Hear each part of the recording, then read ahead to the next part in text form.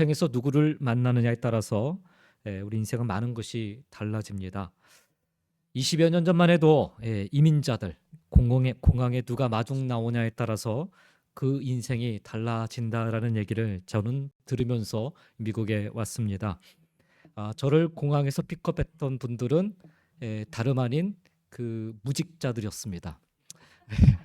그래서 제가 한동안 미국에 와서 무직으로 그렇게 있었습니다. 어떤 분은 세탁소에서 일하시는 분들이 픽업을 해서 자연스럽게 세탁소에서 일을 하셨던 분들도 계시고, 또 어떤 분은 식당에서 일하시는 분들이 또 픽업을 하셔서 자연스럽게 또 식당에서 일을 하시는 분들도 계셨습니다.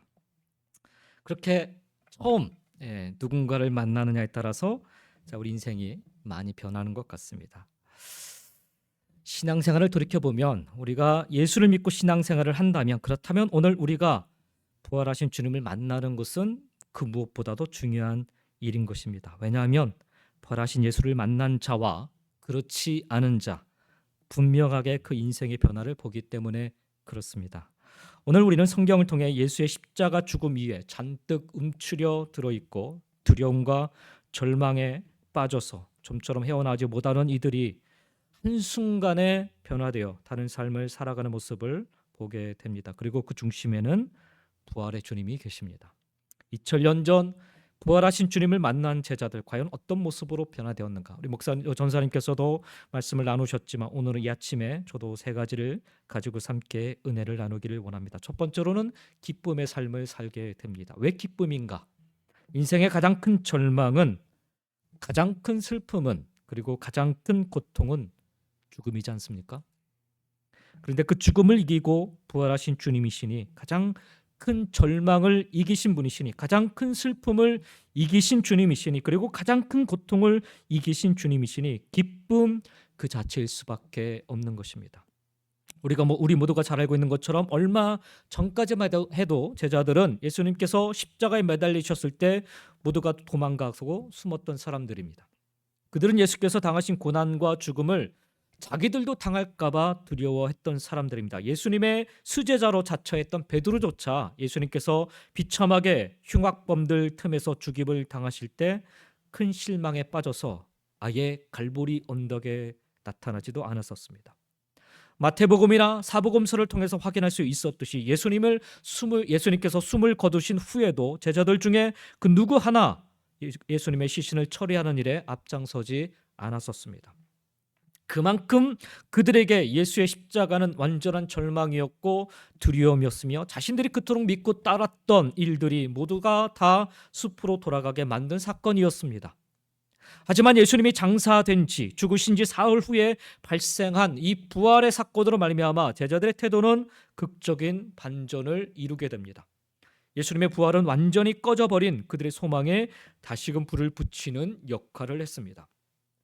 제자들은 예수께서 부활하신 후에야 이분이 누구이신지를 비로소 알게 되었음을 제자들 중에 한 사람이었던 사도 요한의 고백에 의하여서 밝혀지게 됩니다. 요한복음 2장 22절 말씀에 보면 죽은 자 가운데서 살아나신 후에야 제자들이 이 말씀하신 것을 기억하고 성경과 예수께서 하신 말씀을 믿었더라라고 기록하고 있습니다.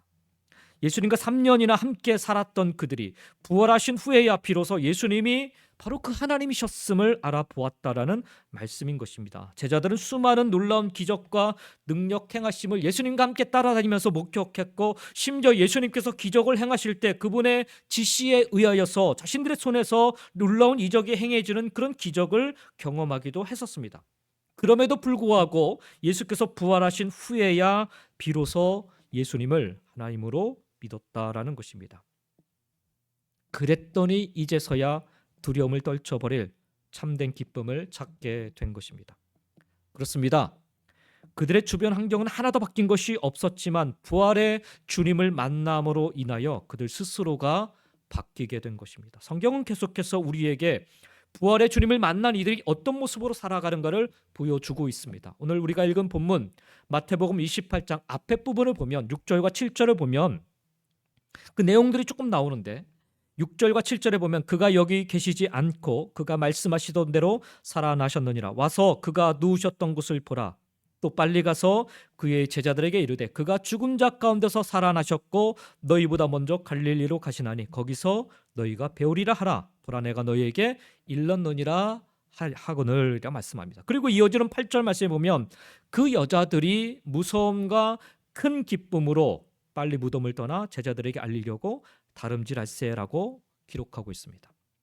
고린도후서 6장 10절에서도 사도 바울은 부활을 믿는 성도들의 삶에 대해서 근심하는 자 같으나 항상 기뻐하고 가난한 자 같으나 많은 사람을 부유하게 하고 아무것도 없는 자 같으나 모든 것을 가진 자로다라고 고백하고 있습니다. 여러분, 부활의 주님을 믿고 고백하고 살았던 사도 바울 스스로도 바로 이 같은 참된 기쁨 속에 살아갔기에 고린도 교회 성도들에게 이와 같이 담대히 선포할 수 있었던 것입니다. 내 슬픔이 아무리 크다 하여도, 내가 지금 겪고 있는 절망이 아무리 깊다 하여도 오늘 부활의 주님을 만난 자라면, 오늘 부활의 주님을 믿고 고백하는 자라면 우리도 능히 이 기쁨 속에 살아갈 수 있음을 믿으시기 바랍니다. 바라옵기는 오늘 여러분이 가지고 있는 모든 슬픔, 모든 어둠, 그리고 모든 죽음의 두려움을 주님 앞에 내려놓으시고 살아서 역사하시는 예수님과 함께 여러분의 삶의 순간 속에서 기쁨을 누리시기를 주님의 이름으로 간절히 축원드립니다. 부활하신 주님을 만나면 기쁨의 삶을 살게 되는 것입니다. 두 번째로, 부활하신 주님을 만나면 우리는 능력의 삶을 살게 됩니다. 흔히 우리가 능력을 행한다고 할 때 그 능력 내 안에서 나오는 것이 아닌가 그렇게 생각할 수 있는데 사실 그렇지 않습니다. 그 능력은 우리 안에 역사하시는 하나님의 능력과 그분의 진리 안에서 나오는 것입니다. 오늘 본문 18절 말씀을 다시 한번 보시면 예수께서 나와 말씀하여 이르시되 하늘과 땅의 모든 권세를 내게 주셨으니 라고 말씀하고 있습니다. 여기 분명한 선언은 무엇인가 하면 하늘과 땅의 모든 권세와 능력이 우리 주님께 있다라는 거예요.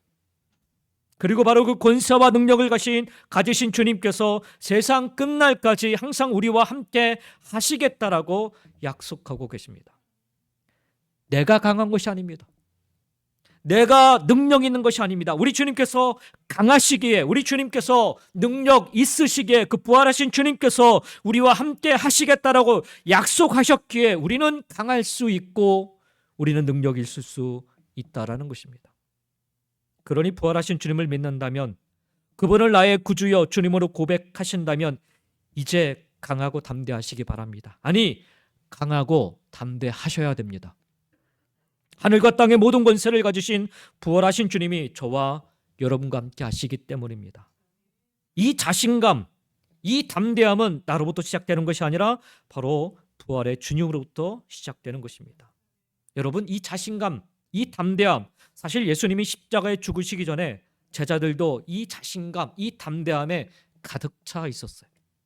그들 생각에 그들은 예수님과 함께라면 무엇이든지 할 것 같았습니다. 그러나 가룟 유다의 배신으로 예수님이 갑작스럽게 체포되시자 마태복음 26장 56절의 증언처럼 다 예수를 버리고 도망가 버렸습니다.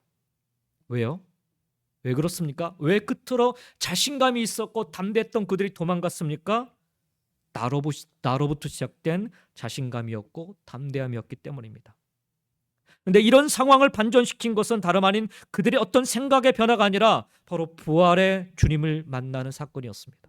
부활하신 주님을 만난 이후에 그들은 변화되었고 더 이상 두려움에 갇혀 있던 자들이 아니라, 더 이상 절망의 깊은 나락 속에서 헤매고 있던 자들이 아니라 담대히 세상 앞에 서서 외치는 진짜 담대한 제자들이 되었던 것입니다. 그들의 외침에는 어느새 힘이 있었고 그들의 증거에는 따르는 표적과 기사와 이적들이 나타나기 시작했습니다.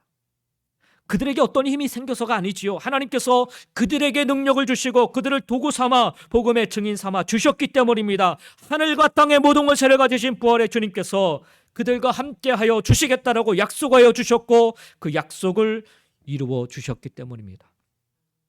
그런데 여러분, 이 능력 있는 삶, 그날의 제자들뿐만 아니라 부활의 주님을 믿는, 부활의 주님을 만난 우리 모두의 것이 됨을 하나님께서는 언약의 말씀을 통해 우리 모두에게 언약해 주고 계십니다. 로마서 8장 37절부터 39절 말씀에 보면 그러나 이 모든 일에 우리를 사랑하시는 이로 말미암아 우리가 넉넉히 이기느니라 말씀합니다. 내가 확신하노니 사망이나 생명이나 천사들이나 권세자들이나 현재 일이나 장래 일이나 능력이나 높음이나 깊음이나 다른 어떤 피조물이라도 우리 주 그리스도 예수 안에 있는 하나님의 사랑에서 끊을 수 없으리라 말씀하십니다. 사랑하는 성도 여러분, 오늘 저와 여러분에게 주신 이 언약의 말씀을 붙잡으시고 약속하신 말씀대로 주시는 주의 능력 안에 함께 하시는 주의 능력으로 말미암아 넉넉히 이기고 승리하며 살아가시기를, 부활하신 주님을 만남으로 그 주님을 고백함으로 우리 모두 능력의 삶을 살게 되시기를 예수님의 이름으로 간절히 축원드립니다. 끝으로 부활하신 주님을 만나면 우리는 어떤 삶을 살게 되는가? 바로 증거하는 삶을 살게 됩니다. 오늘 우리가 읽었던 본문 19절과 20절 말씀을 다시 한번 보시면, 그러므로 너희는 가서 모든 민족을 제자로 삼아 아버지와 아들과 성령의 이름으로 침례를 베풀고 내가 너희에게 분부한 모든 것을 가르쳐 지키게 하라. 볼지어다 내가 세상 끝날까지 너희와 항상 함께 있으리라 하시니라 말씀합니다. 이것은 부활하신 주님을 만난 제자들이 감당해야 될 사명이었습니다. 그리고 이것은 또한 부활하신 주님을 믿고 살아가는 우리 모두에게도 동일하게 주어진 사명입니다. 부활하신 주님을 만났다면, 부활하신 주님을 고백하고 믿는다면 우리 역시 증인된 삶, 복음 증거의 삶을 살아가야 하는 것입니다. 사랑하는 성도 여러분, 우리는 복음의 빚진 자들인 것을 절대로 잊지 말아야 됩니다. 그렇기 때문에 우리는 때를 얻든지 못 얻든지 우리의 상황이 어떠하든지 주님이 우리에게 맡겨주신 이 복음의 사명을 감당해야 합니다. 19세기 말에 캐나다의 한 청년이 어느 날 비참한 조선 땅의 소식을 듣게 되었습니다. 그래서 저 땅에 가서 내가 복음을 전해야 되겠다라는 그런 마음을 갖게 되었어요. 저 불쌍한 민족에게 찾아가서 예수님을 전해야지라고 생각을 했습니다. 그가 조선으로 선교를 나간다고 하면서 그 땅에 복음을 전하는 것이 얼마나 시급한지를 알렸지만 사람들의 반응은 그다지 뜨겁지 못했습니다. 왜? 조선 땅이 어디 있는지도 모르기 때문에 그렇죠. 그 당시 그가 속해 있던 교단의 해외 선교부는 장로교단이었는데 해외 선교부는 재정적으로 어렵다는 이유로 그 사람의 선교 지원을 거절하게 됩니다. 그러나 그는 포기하지 않고 몇몇 기회와 친구들의 도움을 받아서 약간의 여비를 가지고 1893년 조선 땅을 찾아오게 됩니다. 32세 윌리엄 존 맥켄지 선교사님이십니다. 조선 땅을 밟은 최초의 자비랑 선교사이셨습니다.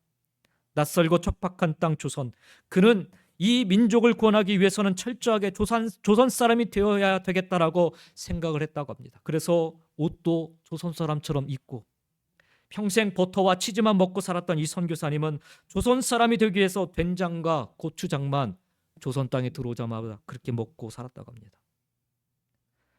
좋은 일 있으면 좋겠는데 평생 버터와 치즈만 먹던 분이 갑작스럽게 된장과 고추장을 드시니 위장이 고장이 나요. 위장이 막 불이 나고 위장에 탈이 나고 그런 일들을 겪게 되었다고 합니다. 이 소식을 전해들은 먼저 와 있던 서울에 있던 언더우드 선교사님이 이 맥켄지 선교사님에게 성탄 전날 케이크와 치즈 그리고 우유와 설탕을 보내셨다고 합니다. 그 선물을 받아보는 순간 이 젊은 맥켄지 선교사님을 막 통곡을 했다고 해요. 그 별거 아닌 것 같지만 그 케이크를 보면서 그 치즈와 우유와 설탕을 보면서 부모님 보고 싶어서 그리고 자신의 고향 캐나다로 돌아가고 싶어서 막 통곡하며 울었다고 합니다. 그런데 이거 먹고 나면 더 이상 한국 땅의 복음을 전할 수 없겠다 싶어서 케이크는 마을 사람들에게 주고 우유와 설탕은 동네 아이들에게 나눠주었다고 합니다. 그리고 그날은 유독 더 많은 된장과 고추장을 먹고 잠자리에 들었다고 합니다. 문제는 그분의 건강이었어요. 2년이란 짧은 시간 동안에 복음을 위하여 뜨거운 열정 하나 믿고 불철주야 활동한 나머지 그만 건강을 해치게 됩니다. 낯선 조선이라는 나라에서 무리한 활동으로 몸이 몹시 쇠약해졌는데 장현읍이라는 곳으로 전도를 강행하다가 결국 일사병에 걸리셔서 죽음을 맞이하게 됩니다. 죽기 직전 심한 고열로 병고에 시달리며 적었던 그분의 마지막 일기장에는 이런 내용이 적혀 있었다고 합니다. 6월 23일 토요일. 잠을 잘 수도 없고 밖으로 나갈 수도 없다. 너무 몸이 약해졌기 때문이다. 오늘 오후에는 전신이 추워지는 것을 느꼈다. 옷과 더운 물주머니가 있어야겠다. 땀을 좀 내야겠다. 조금은 나은 듯하다. 이것이 죽음이 아니기를 바란다. 내가 한국 사람들과 같은 방식으로 살았기 때문에 이렇게 되었다라고 말하게 될 많은 사람들 위해서이다. 내가 조심하지 아니했기 때문일 것이다. 낮에는 뜨거운 햇볕 아래서 전도하고 밤이면 공기가 추워질 때까지 앉아 있었기 때문일 것이다. 그는 마지막 고통 속에서도 자신의 질병이 오히려 복음의 장애가 될까 염려하며 간절히 기도하다가 황해도 소래마을 한편에서 하늘의 미랄이 되어 하나님의 부르심을 받았습니다. 맥켄지 선교사님의 죽음은 그 당시 소래마을 주민들에게도 그리고 캐나다에 있는 교회 성도들에게도 큰 충격과 감동을 안겨줬습니다. 특별히 맥켄지 선교사님의 죽음을 계기로 캐나다의 그 장로 교단에서는 조선 땅 선교를 위한 헌금이 시작이 되었고 그 일을 계기로 그 당시 100여 명의 선교사를 전 세계에 파송할 수 있게 되었다고 합니다. 이런 희생의 피 위에 우리 조국 한국 교회가 세워졌고 또 오늘 우리에게까지 이 복음이 증거된 것입니다. 누군가 부활의 주님을 만났고 누군가 부활의 주님을 믿었기에 복음의 증인되어 이 복음을 전해 주었기 때문인 것입니다. 그렇기 때문에 우리는 이 복음의 빚진 자들입니다. 복음의 빚을 졌으면 갚아야죠. 아니 단지 복음의 빚을 졌기 때문만이 아닙니다. 이것은 부활하신 주님의 마지막 명령이기 때문에 그렇습니다. 부활의 주님을 만난 제자들에게 마지막으로 간절하게 부탁하신 주의 명령이기 때문에 그렇습니다. 그러므로 너희는 가서 모든 민족을 제자로 삼아 아버지와 아들과 성령의 이름으로 침례를 베풀고 내가 너희에게 분부한 모든 것을 가르쳐 지키게 하라. 그리고 주님은 오늘날 우리로 하여금 그 일을 계속해서 감당하기를 원하십니다. 그렇습니다. 우리 모두는 모이면 예수 사랑, 나가면 복음 전파를 위해서 부름받은 한 사람 한 사람들입니다. 전도하고 선교하는 것 교회의 가장 중요한 사명입니다. 그러나 여러분 부활하신 주님을 만나지 않고서는요 이 명령, 이 사명을 우리는 감당할 수 없습니다. 두려움에 갇혀서 절망에 갇혀서 우리는 오히려 그날의 제자들처럼 갈릴리라는 옛생활로 돌아갈 수밖에 없을 것입니다. 그러니 부활의 주님을 먼저 만나셔야 됩니다. 부활의 주님을 먼저 고백하셔야 됩니다. 그리고 부활의 주님 앞에 먼저 엎드려 경배해야 합니다. 그리하면 부활하신 주님을 만났기에 그 주님을 믿고 고백하기 때문에 주님 명령에 순종하여 예수 사랑을 증거하는 능력의 삶을 살아가게 될 줄 믿습니다. 말씀을 마치겠습니다. 건조한 모래 사막에서 발견되는 부활의 꽃이라 불리는 아나스타티카라는 식물이 있습니다. 이 식물은 꽃이 핀 후에 그 잎사귀가 떨어지고 가지가 메말라 죽은 것 같이 순간 되어버린다고 합니다. 그런데 습기나 이슬 혹은 물기가 닿는 즉시 잎사귀를 내고 다시금 생명력 있게 살아난대요. 그래서 이 식물의 뛰어난 생명에 대한 복원력 때문에 소위 부활의 꽃이라 그렇게 불려지고 있습니다. 어쩌면 여러분 십자가에 달려 죽으신 예수님을 버리고 도망가 버린 제자들, 그 제자들이 이와 같지 않았을까? 3년이나 함께 동고동락하며 따라다녔는데 예수님의 십자가 죽음 앞에 제자들도 메말라 죽어버린 것 같은 모습으로 한순간에 전락해버리지 않았습니까? 다 뿔뿔이 흩어져 사라져버린 예수님의 제자 공동체는 그런데 예수 부활의 소식을 듣고 그 부활의 주님을 만나자마자 마치 부활의 꽃 아나스타티카 식물처럼 빠르게 생명력을 가지고 소생하게 되었습니다. 그리고는 부활하신 예수님을 증거하는 최전선에 당당하게 서게 되었습니다. 우리 역시 마찬가지라고 생각합니다. 예수님을 믿는다고 교회를 열심히 오랫동안 다니지만 어쩌면 우리도 그날의 제자들처럼 두려움 속에서 절망 속에서 살고 있지 않나 그렇게 생각이 됩니다. 가정의 아픔으로 또 건강의 무너짐으로 혹은 경제적인 어려움으로 그리고 내 삶이 내 뜻대로 되지 않는 절망감으로 매일매일 두려움 속에 혹 살고 계시지는 않으시는지요. 그러나 오늘 우리도 부활의 주님을 만나면 오늘 우리도 부활의 주님을 믿고 고백하면 부활의 주님을 만난 제자들처럼 비로소 생명 있는 자의 모습으로 살아가게 될 줄 믿습니다. 오늘 말씀처럼 부활하신 주님을 만나면 세상이 감당할 수 없는 기쁨을 얻게 될 줄 믿습니다. 오늘 말씀처럼 부활하신 주님을 만나면 세상에 감당할 수 없는 능력의 삶을, 세상에 감당할 수 없는 증거의 삶을, 생명력 있는 삶을 살게 될 것을 믿습니다. 사랑하는 성도 여러분, 부활의 주님 만나는 축복이, 그 주님을 믿고 고백하는 은혜가 오늘 부활절 아침에 나와 함께 예배드리는 여러분 모두에게 임하시기를 예수님의 이름으로 간절히 축원드립니다. 기도하겠습니다.